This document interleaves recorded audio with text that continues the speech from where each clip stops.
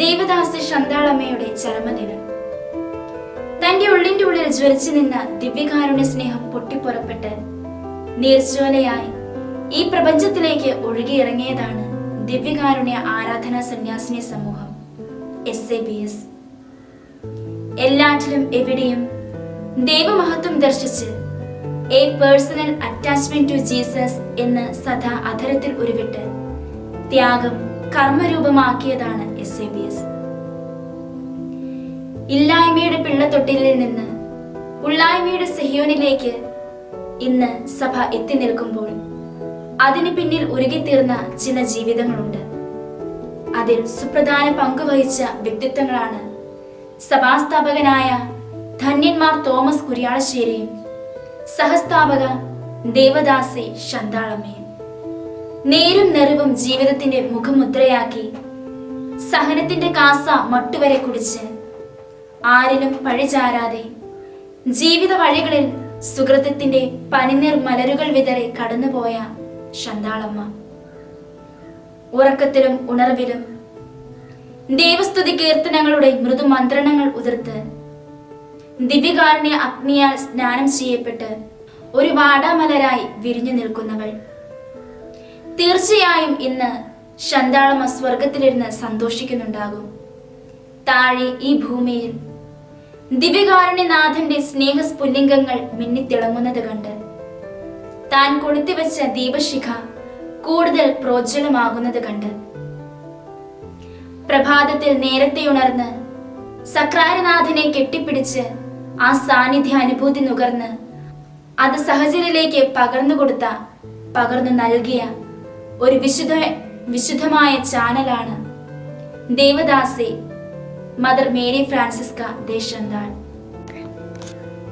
ഉള്ളിൽ രൂപപ്പെട്ട ദിവ്യകാരുണ്യ സ്നേഹം പവിഴമുത്തുകളാക്കി പാരിൽ വിതറിയ സ്നേഹസ്വരൂപിണിയായ അമ്മ. സുധീരമായ കർമ്മം കൊണ്ട് കലർപ്പില്ലാത്ത കാരുണ്യം വാരി വിതറിയവൾ. ജീവിതം ബലിയായി നൽകി താൻ ജന്മം കൊടുത്ത SABSനെ പാലൂട്ടി വളർത്തിയവൾ. ആദിമാതാക്കളായ 5 പേരെ തുടങ്ങി ഇന്ന് 5000-ന് മുകളിൽ എത്തി നിൽക്കുമ്പോൾ ഓർമ്മിക്കാൻ 5 അപ്പവും 2 മീനും വർദ്ധിപ്പിച്ച് അത്ഭുതം പ്രവർത്തിച്ച ദിവ്യനാഥനെ. 1908 ചങ്ങനാശ്ശേരി അതിരൂപതയിലെ എടത്തുവായിൽ പുത്തൻപറമ്പിൽ തോമാച്ചന്റെ കാലിത്തൊഴുത്തിൽ ബീജാഭാവം ചെയ്ത സഭ ഇന്ന് ലോക അതിർത്തിയോളം എത്തി നിൽക്കുന്നു ശാഖോപശാഖകളായി. വളരെ ധീരോദാത്തമായ ജീവിതം നയിച്ച ബഹുമാനപ്പെട്ട ശാന്താളമ്മയുടെ സമർപ്പണ ജീവിത മാതൃക, പ്രത്യേകിച്ച് ദിവ്യകാരുണ്യനാഥനോടുള്ള അദമ്യമായ സ്നേഹവും രോഗികളോടും വേദനിക്കുന്നവരോടും ദരിദ്രരോടുമുള്ള കരുണാർദ്ര സ്നേഹവും അമ്മയുടെ ജീവിതത്തിന്റെ സവിശേഷതകളാണ്. വിശുദ്ധിയുടെയും വിനയത്തിന്റെയും നിഷ്കളങ്കതയുടെയും പൊൻവെളിച്ചം തൂകി ദൈവിക പുണ്യങ്ങളും സുവിശേഷ ഉപദേശങ്ങളും ധാർമ്മിക പുണ്യങ്ങളും പാലിക്കുന്നതിൽ നിതാന്ത ജാഗ്രത പുലർത്തിയ ശാന്താളമ്മ സ്വീകരിക്കുന്നതിനേക്കാൾ കൊടുക്കുന്നതാണ് കൂടുതൽ ശ്രേയസ്കരമെന്ന ബോധ്യത്തോടെ ജീവിച്ച് മറ്റുള്ളവരുടെ ഹൃദയമിടിപ്പിന്റെ താളമറിയുന്ന ശാന്താളമ്മയുടെ ദൈവാശ്രയവും ദീർഘവീക്ഷണവും നിശ്ചയദാർഢ്യവും കഠിനാധ്വാനവും നമുക്കിന്നും അനുകരണീയമാണ്. ഒന്നുമല്ലാത്ത ഞാൻ എല്ലാമായ ദൈവത്തിൽ പൂർണ്ണമായി ശരണം വയ്ക്കുന്നു. ഇതായിരുന്നു അമ്മയുടെ മനോഭാവം. എന്റെ നല്ല ദൈവം എല്ലാം നന്മയ്ക്കായി ഒരുക്കുന്നു എന്ന അചഞ്ചലമായ വിശ്വാസം സകല മഹത്വവും ദൈവത്തിന് നൽകാൻ അമ്മയെ പ്രേരിപ്പിച്ചു. ദൈവമഹത്വം ദൈവമഹത്വം എന്ന് സദാ അതരത്തിൽ ഉരുവിട്ട ശാന്താളമ്മ, ഞാൻ ഒന്നുമല്ല, എനിക്കൊന്നുമില്ല, എല്ലാം ദൈവതൃക്കരങ്ങളിൽ ഭദ്രം എന്ന പ്രത്യാശയിൽ സകല ഉത്തരവാദിത്തങ്ങളും ഭംഗിയായി നിർവഹിച്ചു.